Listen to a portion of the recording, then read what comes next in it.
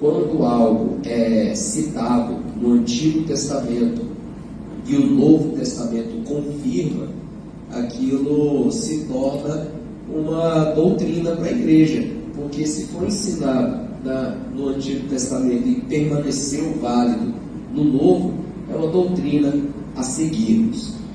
Os fundamentos bíblicos para o ensino, nós vamos ver os fundamentos teológicos. Já indo para um campo mais observável, nós vamos ver o que as pessoas que fizeram teologia a partir dos escritos bíblicos vão dizer a respeito do ensino. O penúltimo tópico de hoje vai ser o ensino e a saúde da igreja, como que esse ensinar, como que essa dedicação à docência, como que essa dedicação à instrução dentro das igrejas contribui para a saúde da igreja, né? Compreendemos que a igreja é uma organização, possui CNPJ, possui um livro de regras, né? Geralmente é uma confissão, ou geralmente é um credo, no caso das Assembleias de Deus, e ali, ela sendo uma organização, tendo líderes, tendo membros, tendo participantes, ela também é um organismo. Igreja tem vida, igreja cresce, igreja envelhece, e infelizmente algumas igrejas morrem, né? Então, nós vamos ver como que o ensino ele contribui para a saúde da igreja. E por último, o ensino e a formação do aluno, que o aluno ele está aqui para receber, mas quem ministra sobre o aluno tem que ter dedicação para ensinar, porque senão nós seremos responsabilizados pelos frutos que vão ser gerados a partir dos nossos discípulos, né? Já pensou? Faz uma pergunta aí para você: como está o fruto dos seus discípulos? A culpa é sua se estiver ruim, viu? Mas vamos lá. Próximo. O nosso objetivo de hoje vai ser mostrar ao aluno que o ensino das Escrituras tem fundamentação bíblica, ou seja, a Bíblia, que é a regra de fé e prática de nós que somos protestantes, ela dá sólidos fundamentos para falarmos sobre o ato de ensinar. A exemplo, se eu não estiver enganado, no livro de Juízes, capítulo 2, verso 10, vai dizer que as novas gerações que se levantaram no povo de Israel não conheceram a Deus. Por que não conheceram a Deus?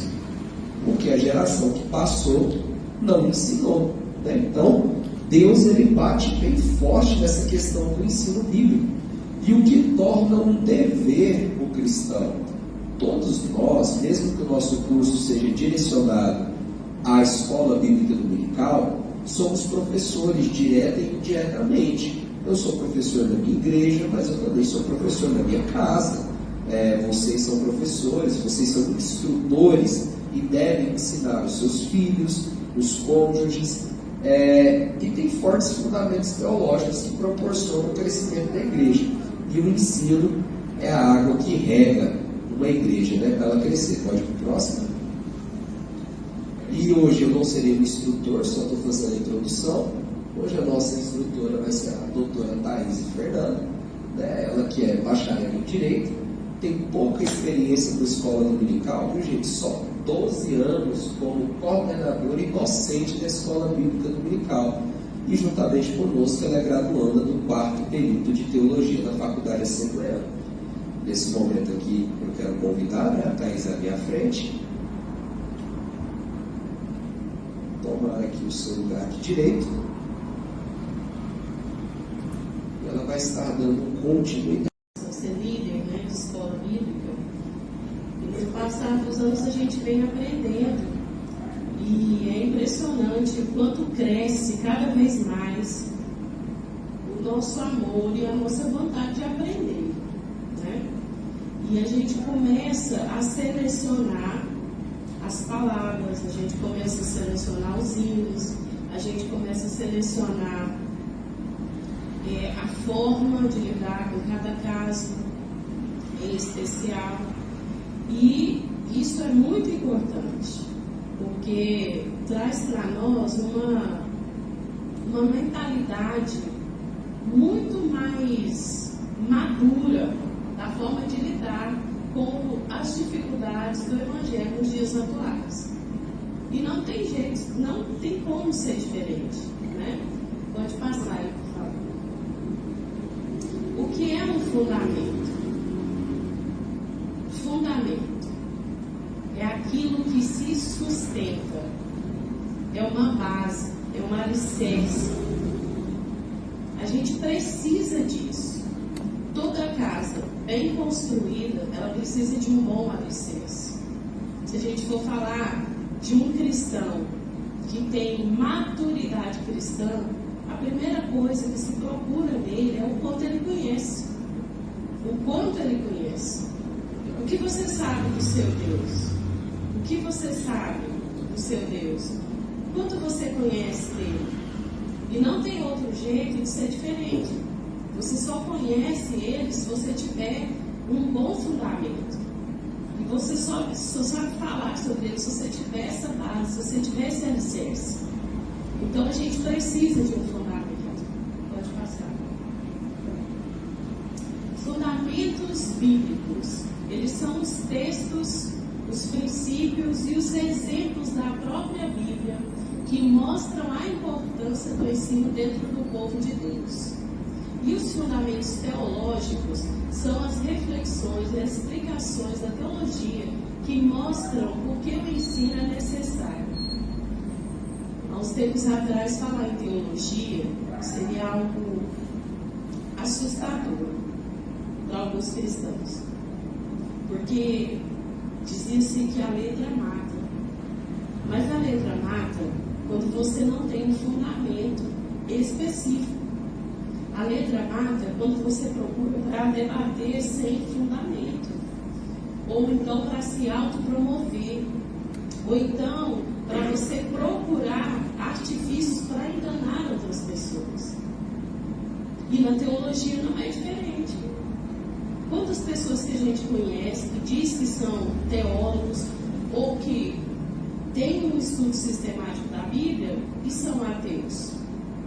Tem muitas pessoas que falam, mas a Bíblia tá, eu li a Bíblia inteira e eu sou ateu. Mas qual que é essa diferença? A forma que se busca.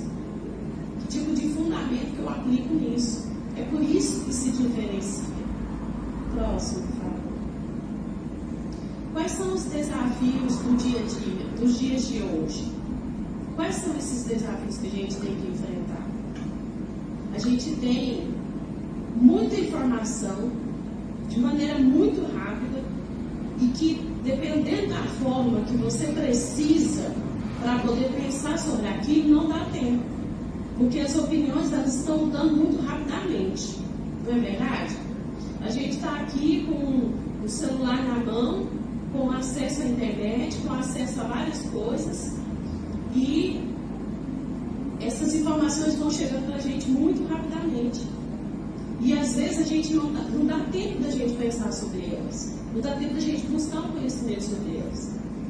E aí, esses desafios, que é superficialidade da teologia.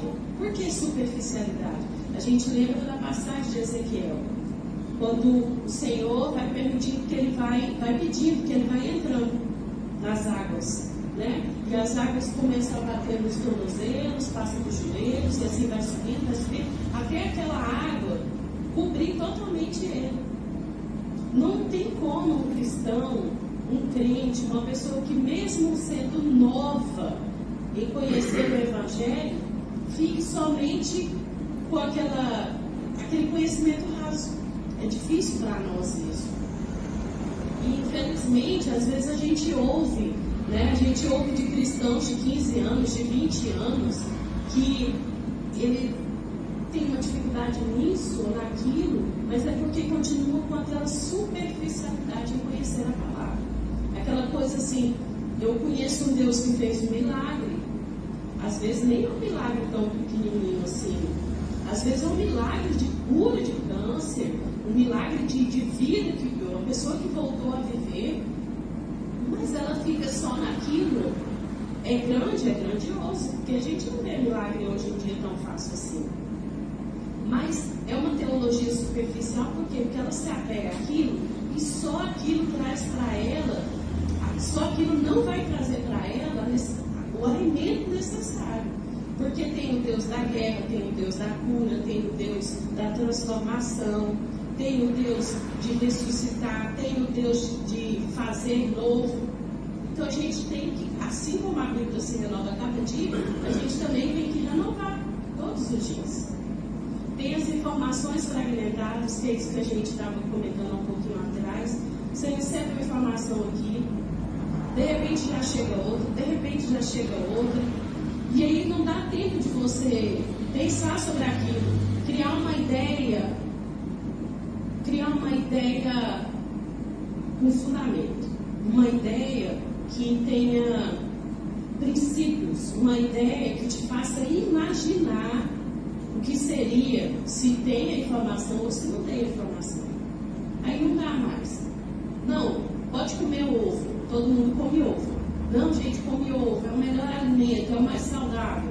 De repente, gente, para de comer ovo. Vocês param de comer ovo, porque o ovo está fazendo mal, vocês vão cuidar. Não está dando tempo da gente respirar. Esses são uns dos nossos desafios do dia a dia. Na teologia e no aprendizado da palavra não é diferente. A doutrina é ensinada através de redes sociais sem supervisão. Levanta a mão aqui, quem não conhece uma pessoa que é crente de culto online? Gente, o povo está congregando online. É uma coisa absurda. Porque nós precisamos do próximo para ser um bom cristão. Como é que eu vou ser um bom cristão se eu não tenho o próximo para brigar com ele, para eu fazer as pazes com ele, para eu pedir desculpa para ele, para eu aprender com as dores dele e ele com a minha? Como é que vai ser? Vai chegar um momento que nós vamos ser únicos. Só eu. Eu me suporto, eu me amo, eu me quero, só eu que sou bom para mim. Não pode. Os cultos focados apenas no emocionalismo. Ai, Jesus, que complicado, né? Quem nunca escutou a pessoa falando assim, o culto hoje está frio. Nossa, mas que frieza nesse culto. Irmão, o problema do culto estar frio é seu. Porque o culto que oferece é você.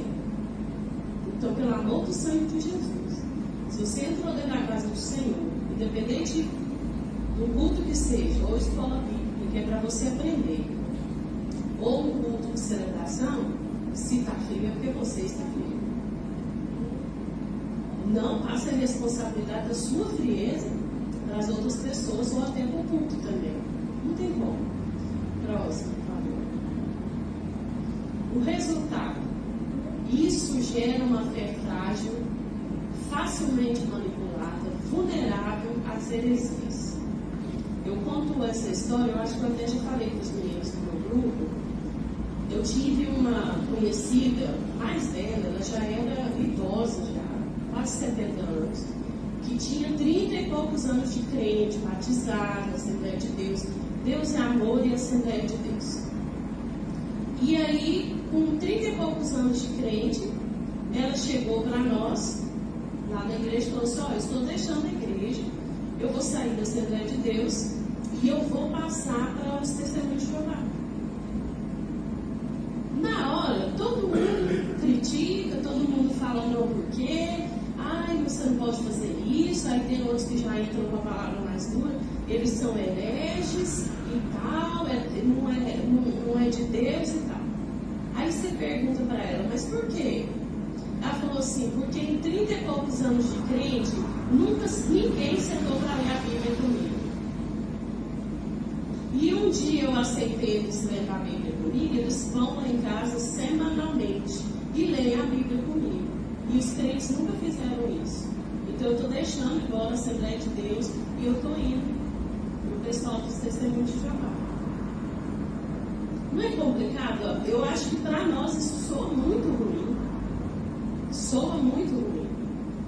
Eu ainda fiquei um pouco mais tranquila, porque eu lembro de eu, como coordenadora na época da escola bíblica, que eu ouvi ela falar nisso, convidar ela semanalmente para fazer parte da escola.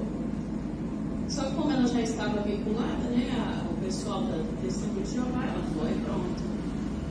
E eu não sei mais dela. Depois eu mudei do setor e não tive mais notícia. É uma fé fragilizada, uma fé vulnerável. Porque a gente sabe que a gente não sente lá. Eles não trabalham da mesma forma espiritual que a gente. A gente busca uma amizade mais próxima do Senhor. A gente busca estar bem mais próximo dele. A gente busca ser lembrado por ele. Mesmo que seja no trabalho da igreja, no dia a dia. Mas a gente busca ser lembrado por Deus para receber vitória. A gente busca ser lembrado por Deus para ir para a eternidade. O dia que ele nos chamar. Amém? Próximo. Fundamentos bíblicos. Uma igreja que não ensina é uma igreja que é doente. Uma igreja que ensina corretamente é uma igreja que cresce em maturidade, fidelidade ao Evangelho. Alguém tem alguma dúvida sobre isso? Não tem como. Eu não peguei para estudar matemática, mas quem gosta de matemática e pede, consegue estudar matemática, você senta perto da pessoa, você fica deslumbrado de ver que maravilha a pessoa que tem conhecimento sobre aquilo. Nós tínhamos um professor da faculdade, que foi o meu pastor, que ele era um professor de história. Gente, que maravilha sentar com aquele homem para conversar. Ele contava a história da história e era uma coisa perfeita. Era uma coisa extraordinária. É que aquilo ninguém nunca vai tirar dele, o conhecimento que ele adquiriu, o conhecimento que ele tem. E por que a igreja adoece? Porque a própria palavra já diz, vocês não recebem porque pedem mal, e vocês erram porque não conhecem as Escrituras. Não é verdade? E a gente morre de preguiça de ler a Bíblia. Hoje em dia ainda está mais fácil, a gente tem Bíblia de linguagem nova, a gente tem Bíblia de linguagem boa, de linguagem para mulher, de linguagem para homem, de linguagem para adolescente. Toda ela escrita de forma mais fácil para a gente entender, mas a gente morre de preguiça. Próximo. Fundamentos do Antigo Testamento. Eu acredito que nós vamos entrar neste ponto. Por quê? Porque quanto mais antigo é uma documentação, é uma procura, é uma busca, mais credibilidade ela tem. Então, se nós temos um período quase milenar falando para nós, escrito, Deus se preocupou em deixar escrito para nós, desde o início, sobre a nossa busca e sobre a nossa necessidade de conhecer sobre Ele. Então eu acho que quanto mais antigo, quanto mais a gente falar sobre os relatos antigos, melhor para nós. Porque eu tenho fundamento para chegar em alguém e falar assim, olha, tem como eu provar. Né? A gente vê aí os arqueólogos trabalhando incessantemente para provar isso.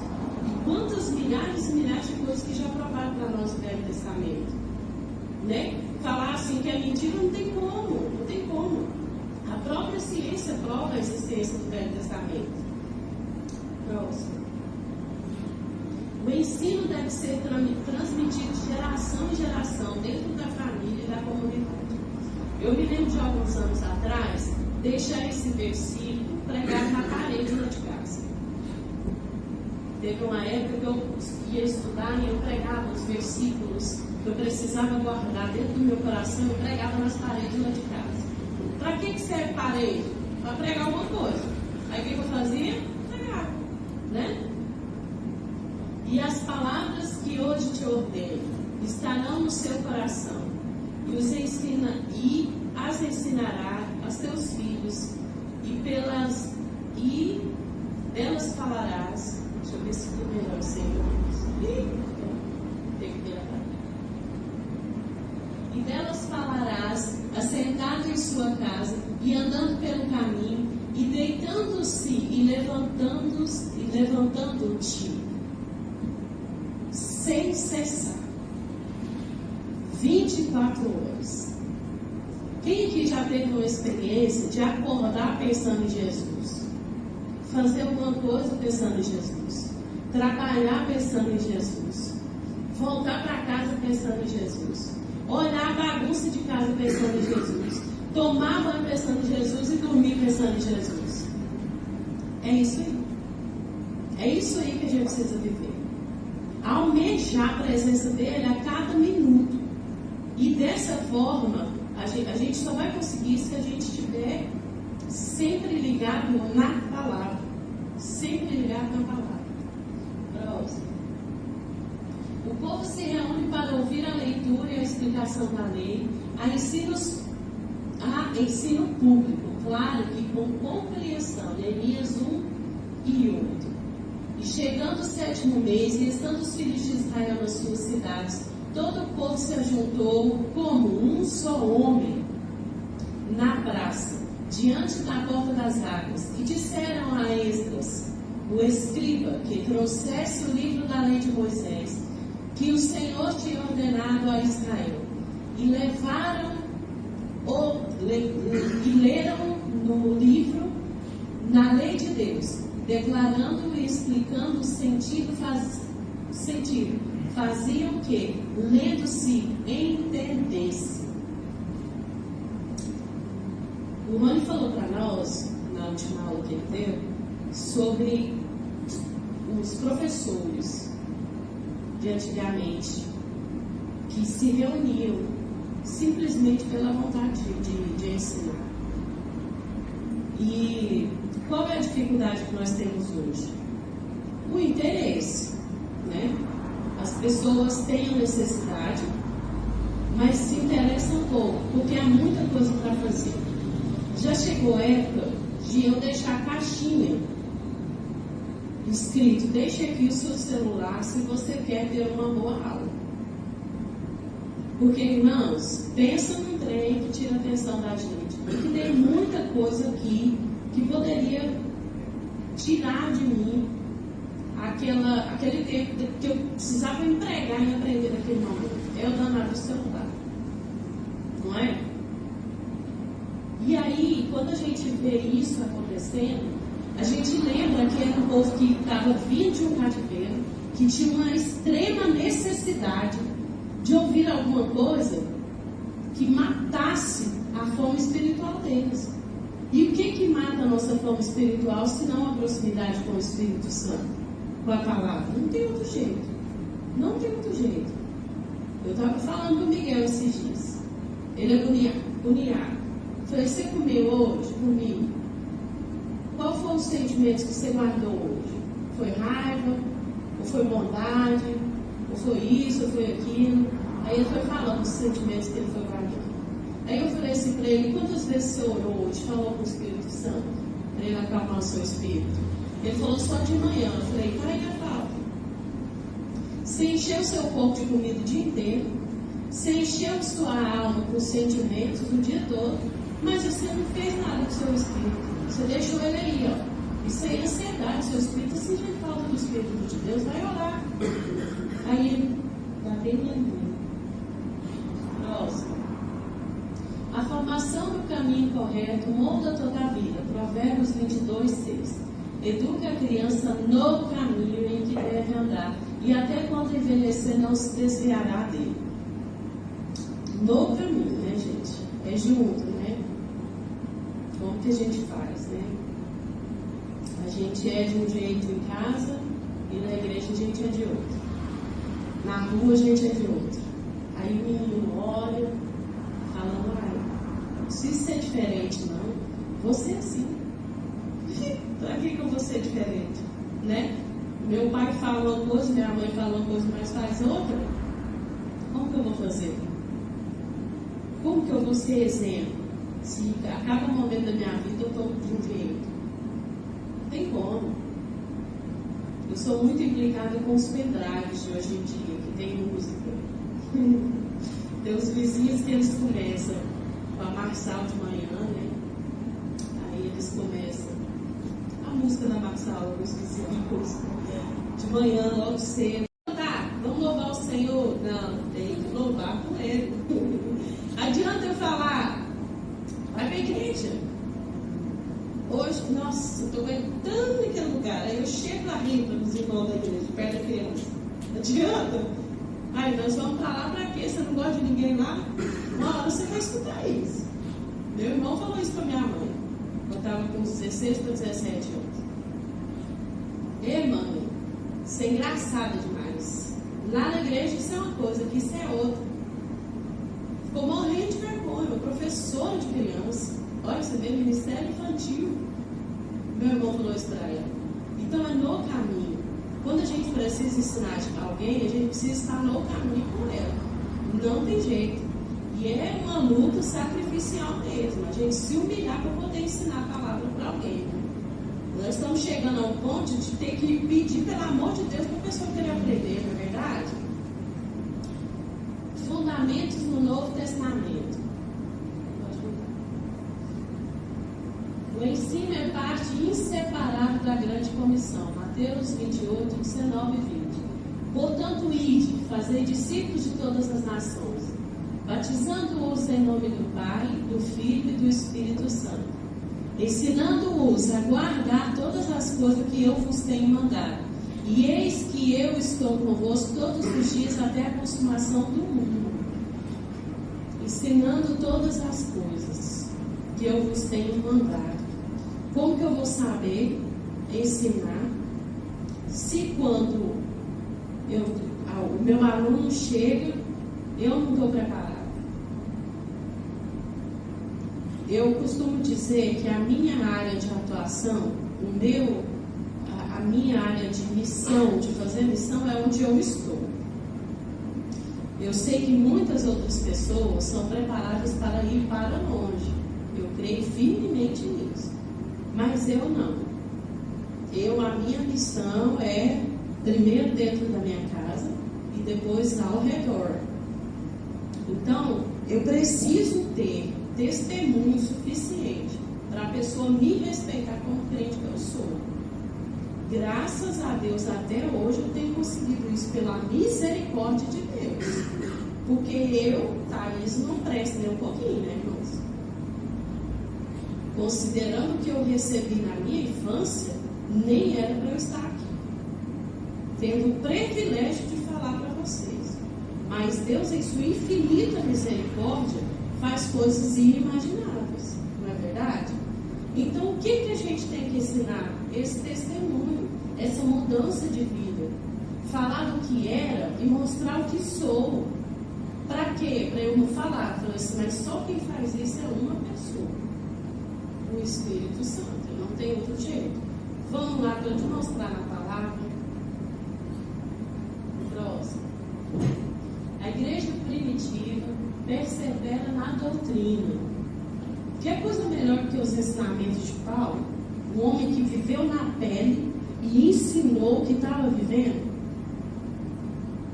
Nós da Assembleia de Deus de Campinas estamos com outro tema na escola bíblica. Nós estamos falando dos homens que tiveram destaque, homens e mulheres que tiveram destaque na Bíblia, né? Os homens e mulheres de destaque na Bíblia. E ontem nós falamos sobre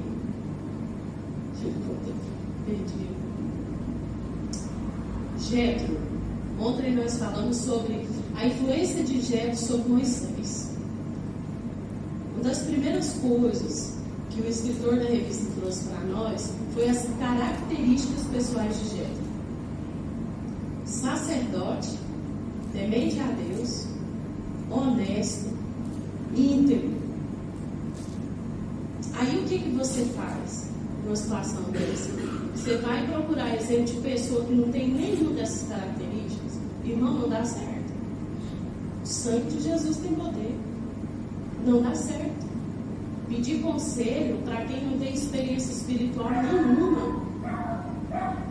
Entregar certos tipos de atos ou ações, ou até mesmo um pecado cometido para pessoas que não têm nenhuma espiritualidade. Aí você vai lá e busca lá, fala assim, qual é o melhor exemplo? É Jetro. Procura lá aquelas características de Jetro da pessoa. Se não tiver, irmão, vai para outro. Se não tiver, vai para outro. Uma hora tem que aparecer, porque o senhor ainda não voltou. Então, se ele não voltou, é porque ainda tem gente aqui para fazer o que ele precisa que seja feito. Não é verdade? Portanto, ide, fazer discípulos. Isso aqui nós já lemos, né? Vamos para a próxima. A transmissão da verdade deve ser contínua e confiável. 2 Timóteo 2:2. E o que de mim, entre muitas testemunhas, ouviste, confia-o a homens fiéis, que sejam idôneos para também ensinarem os outros. Esse versículo aqui também estava na revista ontem, na aula de ontem. Gente, se a gente pôr na peneira, até o nosso professor lá ontem falou que ele falando sobre esse tópico, dessa idoneidade, desse homem que era íntegro, que era honesto, ele comentou, ele falou assim, eu vou falar esse tópico aqui, mas eu estou muito constrangido em falar ele. Eu acredito que o primeiro ponto foi porque ensinou a ele, né? Ele tinha algum déficit. E aí ele aprendeu e depois transmitiu. Olha para você ver que bênção.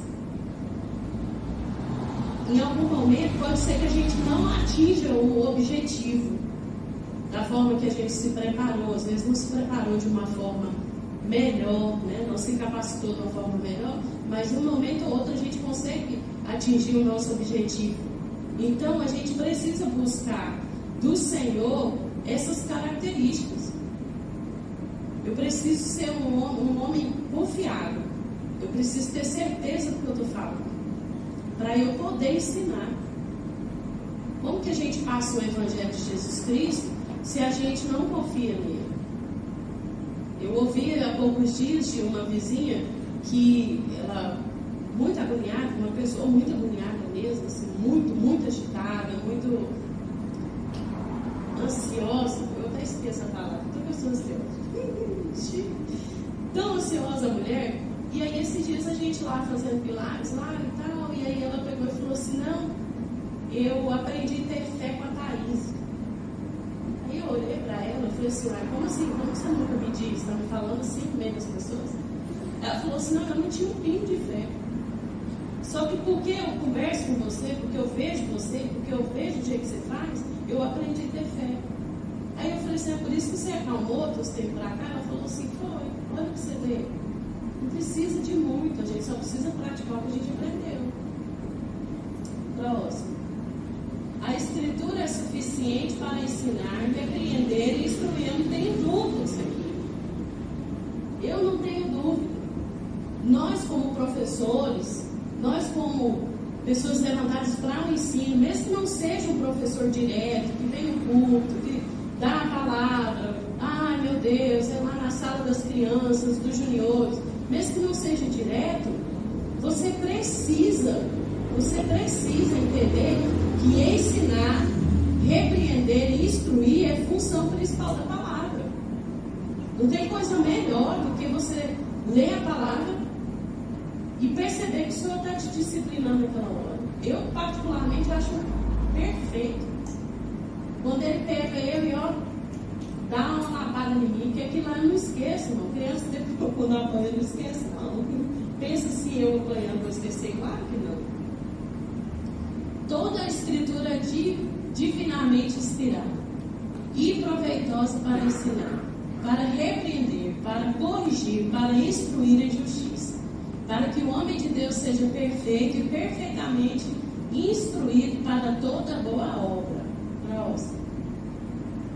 Fundamentos teológicos. A teologia demonstra que a fé cristã só se mantém viva se houver ensino sólido, fiel e constante. Agostinho de Hipona defendia que ensinar é um ato de amor, pois conduz os fiéis na verdade de Deus.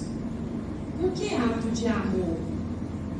Às vezes, hoje em dia, nós estamos vivendo uma era muito dolorida, né? O pessoal assim tem dificuldade de ouvir um não. Uma criança tem dificuldade de ser chamada a atenção, de falar não vou te dar porque você não pode ter.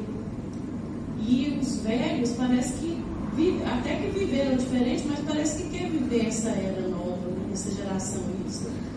E aí quando você fala não, nosso Deus do céu, misericórdia. A pessoa vai até o fim para poder ir, começa a jogar a culpa no líder da igreja, vai para os obreiros, aí vai para os membros, aí vai para o porteiro, até que no fim ela sai da igreja. Porque ela não consegue justificar. Por que é que ela está tão frágil? Por que é que ela está tão triste? Por que é que ela não consegue se alimentar da palavra verdadeiramente? É um ato de amor ensinar sim. Se você fala não, é um ato de amor sim. Porque você sabe que lá na frente, se você der só sim, acaba o seu ministério e acaba o ministério alheio. Agostinho pensa e ensinou de forma correta. Próximo. Martinho Lutero enfatizou que sem ensino a fé se perde em uma geração. Por isso escreveu o Catequismo para adultos e crianças. O que levou Martinho Lutero a escrever as 90 e poucas teses? O estudo. Se você parar para pensar, ele estava, como nós estamos, em grande maioria hoje, estagnados. Esses dias eu falei lá que nós perdemos uma geração de cristãos, perdemos mesmo. É só a gente olhar para o lado e ver se a gente tem jovens, quantos jovens a gente tem dentro da igreja. Principalmente igrejas igual a nossa, assim, de periferia. Falando daqueles grandes templos que promovem aqueles grandes eventos para segurar eles na igreja. Porque eu, na minha juventude, eu não precisava daquilo, não. Era pouco. Eu me alimentava mesmo com o pouco que a igreja oferecia, que era escola bíblica, culto de ensino e santa ceia. E por várias vezes o pastor falou para mim: você não vai cear. Ele aqui em cima, eu sentada lá. Ele falou: você não vai cear porque você está de calça nosso esporte. Você não vai cear porque eu vi você indo na escola de calça. Você não vai cear porque você não dizia. Eu falava para ele: pastor, não trabalho. Gente, não pode mais. O sangue de Jesus tem poder. Se você falar com a pessoa, precisa ser no microfone. Só chama no cantinho e fala: olha, irmão, vou fazer o seguinte. Eu fiquei sabendo dos negócios. E a irmã senta, não sei não, eu preciso conversar com a irmã. Parece que a irmã não está dando conta de examinar a si mesmo. Então eu vou ajudar a irmã a examinar a si mesmo. Só espera aí um pouquinho. A gente perde geração mesmo, irmão, por falta de ensino. Lutero estava estagnado. Quando ele começou a receber do Senhor a revelação, por conta de tudo que a igreja estava fazendo, ele falou: vou ter que escrever sobre isso. Eu preciso parar isso, senão nós vamos perder. Vai chegar uma época que não vai ter ninguém mais crendo, nenhum cristão mais. Foi por isso que Deus trouxe para ele essa força, mas por conta dos ensinamentos, por conta de aprender, de ler, de buscar, de observar as coisas que estão acontecendo ao redor. João Calvino destacou que a pregação e o ensino são dois pilares pelos quais a igreja permanece firme. Outra coisa que a gente não tem dúvida, porque a gente vê essas igrejas neopentecostais, que no início, quando elas começaram, elas não davam conta de fechar a porta da igreja. Eu lembro que tem uma igreja muito famosa, que ela passava 24 horas aberta. Eu acho que agora acontece isso só no grande tempo agora. Se eu não me engano, tem muitos anos que eu não pesquiso mais sobre isso. Mas elas mantinham a igreja aberta 24 horas. Porque 24 horas tinha gente entrando e saindo para buscar a bênção que tinha naquela igreja.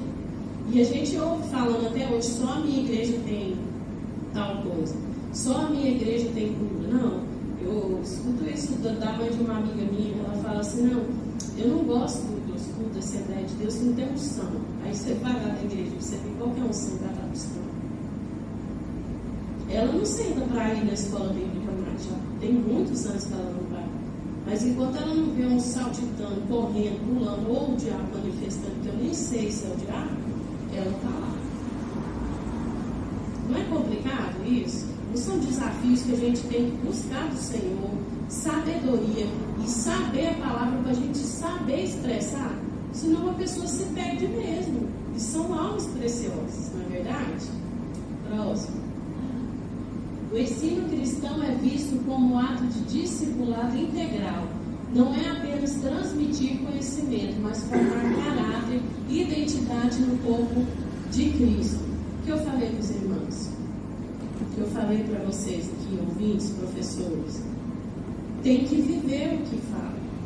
Tem que viver o que se aprende. Senão não adianta. A gente não consegue. A gente não consegue permanecer. Não consegue. Eu estava falando com o Rony, lá na igreja onde eu estou hoje, nós conseguimos, de trimestre a trimestre, claro que depende muito do assunto, tem alguns assuntos que os alunos não prendem muito, né, o aluno, então a gente tem que buscar formas de trazê-los para a igreja de qualquer forma. E aí tem trimestre, irmãos, que a gente fecha com 60 pessoas ouvindo. 60, com a igreja que tem 120 membros. Isso é para a honra e glória do Senhor, irmãos. Escola bíblica. Escola bíblica. Aí você vai lá no culto de ensino, passa para 9. Ele fala assim, irmãos, o mesmo ensino que tem na escola bíblica tem no culto de terça-feira. Vem para o culto de terça-feira. Mas tem uma diferença na questão de como é aplicado, né? A escola bíblica é alguma coisa mais tranquila. É uma escola, né? Um espaço onde se tem a liberdade de falar, onde se tem a liberdade de se expressar. Então, aí, quando você põe culto de terça-feira ou culto de ensino, você acha que vai lá e você ora, canta os 2 hinos, dá oferta e senta para ouvir alguém falar. E a gente sabe que não é isso, porque o ensino, o melhor ensino é aquele que você pode trocar informação, não é? Você está aqui, aí eu falo para Raquel alguma coisa, Raquel fala alguma coisa para mim, a gente troca informação. Nossa, Raquel, é por isso que isso é, tá, isso por isso e isso. Nossa, então, ó, pronto, fechou. Conjunto de ideias, né? Culto de terça-feira era para ser assim também? Claro que sim, porque é um culto de ensino. A palavra é falada, feita a exposição de forma muito honesta, muito responsável, mas o povo é cansado, né? Eu espero, em nome de Jesus, que eles durmam bem o sábado para domingo de manhã eles acordar bem para a escola. Próximo. O ensino e a saúde da igreja. Uma igreja que ensina a palavra cresce em maturidade e unidade. Uma igreja que não ensina adoece. Abre espaço para heresias, divisionismo e superficialidade. Essa questão de divisionismo, nós tivemos um problema desse, nós temos uns irmãos lá que estão satisfeitos com a própria vida e acham que é a igreja que é culpada. E não é por conta disso que eles são excluídos, né?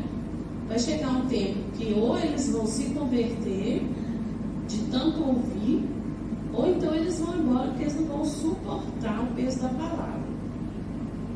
Mas é uma vontade tão grande de pôr bedelho numa coisa que está funcionando que a gente fica assim louco, né? Gente, está funcionando, vai levantar todo tipo de satanás sem imaginar. Mas a igreja tem que persistir. Recebi gente lá em casa. Nossa, irmã, e aquele acontecido? A vontade que dá é primeiro. Deu pau no irmão. Que presta? Não. Chamei e falei, ó, deixa eu te falar. Tem gente que não, como é que ela sabe? Se a gente excluir ela da escola, como que ela vai aprender a fazer diferente? E tá lá. Deixou de dar trabalho? Não, não deixou. Mas pelo menos está mais tranquilo. Né? Mas não pode deixar de ir, porque precisa ouvir. Uma hora, Deus tem misericórdia, o coração abre e a pessoa é liberta. O ensino preserva a identidade teológica e promove discernimento espiritual. Próximo. O ensino e a formação dos alunos. O ensino cristão não visa apenas menos informação, mais transformação. Romanos 12, 2. Forma discípulos maduros, capazes de viver a fé no mundo. Muito importante, viver no mundo. Às vezes a pessoa acha que vira crente, a vida vai ser perfeita. A gente precisa falar para eles que vai piorar. A gente vira crente, piora. Porque tem um Espírito Santo que fica o dia inteiro falando: você não faz isso. Recua, cala a boca, troca a palavra, melhora a cara, arruma o cabelo, não pode sair desse jeito. É o dia inteiro te repreendendo. Você vai ficar esse tempo todo televisão? Você não vai ler a palavra? Não, mas você está lendo errado. Olha aí, lê de novo para você ver se você não entende. É o dia inteiro ele repreendendo você. Vai piorar. Por quê? Se você não for acostumado a alguém te repreender, irmão, você não aguenta. Aí você desvia de novo. Por quê? Porque no mundo só tem gente falando: toma meu bem, fica meu bem, aproveita meu bem, bebe aí meu bem, toma aqui, fica de boa, para que trabalhar? Fica tranquilo, liga o ar, aproveita o dinheiro que está chegando fácil. E o Espírito Santo fica assim: não faz, não pega, recua, cala a boca, não grita. Para que bater agora? Espera um pouco. É o tempo inteiro. Tem coisa melhor que isso? Você vai no mundo tendo fé, se prepara para ser eternamente um adorador do Senhor. Não é muito melhor? Eternamente. Porque aqui é um pouquinho de tempo, mas lá é eternamente. Amém? Constrói a identidade cristã firme em meio ao secularismo. Precisamos. Porque eu tenho vontade de, quando a pessoa posta no status dele com uma música do mundo, principalmente uma música bem conhecida, que todo mundo vai ouvir e vai olhar e vai falar: olha, uai, a irmã postou lá e pôs a música do mundo. Não é possível que não tenha uma melodia cristã que você vai gostar de você poder colocar ali. Não. Tem que ser a música que todo mundo entra na secularidade, por aí adiante. Protege contra eventos de doutrina. Contra ventos de doutrina. Doutrina é uma coisa muito perigosa. Quando não se sabe o que é. Quando você não entende que a doutrina tem que ser bíblica, doutrina do céu, aí é muito perigosa. Alguns, não sei se tem irmãos aqui com mais de 40, 30 anos de crente, olha como que era aplicada a doutrina antigamente. Ou faz do jeito que a igreja põe, ou vai embora. E não entra dentro da igreja não, você vai ficar fora. Você não vai ceiar, você não vai vir nos cultos. É a mesma coisa que a gente está pegando um crente falando lá na semana do carnaval, falando assim: aguenta aí a prostituição, aguenta aí o pagode, aguenta aí. Gente, se a gente não estudar e não buscar do Senhor uma forma de ter revelação da palavra, a gente é levado. E não é doutrina do céu, a gente sabe que não é, doutrina humana. Tem coisas que não há necessidade, não é verdade? Próximo. Aplicações práticas para a vida da igreja. Planejamento. Professores devem preparar as aulas com oração e estudo. Isso aqui foi tema de discussão ontem na escola bíblica. Na minha, falando um fato real aqui, ó. O professor começou a falar bobeira. Irmãos, eu vou falar um negócio pra você. Se você está achando que não vai ter um para levantar para te repreender mais cedo, tem uns que tem mais coragem, tem cliente lá do banco deles, tem outros que chamam no cantinho. Ontem isso aqui foi tema de discussão aqui, ó. A aluna virou para o professor e falou: professor, está errado o que você está falando. Se você não buscar o Espírito Santo, você não vai conseguir alcançar ninguém com o ensinamento que você está dando. Em primeiro lugar, a unção. Primeiro lugar, a unção. Dentro do planejamento está a hora de oração. Não é só busca pelo bom desenvolvimento da palavra. Mas como que você fala de uma palavra que não é sua sem o dono da palavra? Não é? Você precisa do dono da palavra para ela te revelar a palavra que ele quer dizer. está dentro do planejamento. Centralidade da Bíblia, não ensinar opiniões, mas a palavra de Deus. O grande problema disso aqui é eu saber o problema dos irmãos, né? Aí eu sei que o irmão, de vez em quando, fica meio goró, sabe? Aí eu vou ensinar. Aí eu ainda faço assim, olho para o outro lado, mas aponto, irmãos! Não pode, não é a sua própria opinião. Não é o que a palavra diz. Não é a sua própria opinião. Mesmo que ele mande você falar sobre a parte que diz não embriagueis. Você tem que procurar de Deus a sabedoria para falar de uma forma que não vai atingir ele, ferir ele, mostrando a sua própria opinião no caso concreto. Métodos variados, parábolas, debates, recursos visuais, tecnologia. Graças a Deus nós temos recursos visuais e tecnologia suficiente nos dias de hoje. Mas a gente tem um professor preguiçoso, né? Que você consegue preparar uma boa aula com pelo menos 5 dias de estudo. Mesmo que seja um tema menor. A nossa revista tem de 3 a 4 folhas, dando sugestões de como a gente ensinar. Mas você pega na sexta-feira, você dá aula no domingo, você vai ler a revista. Não vai falar mais nada. Porque nem tempo de ler os textos bíblicos você não dá conta. Porque são muitos.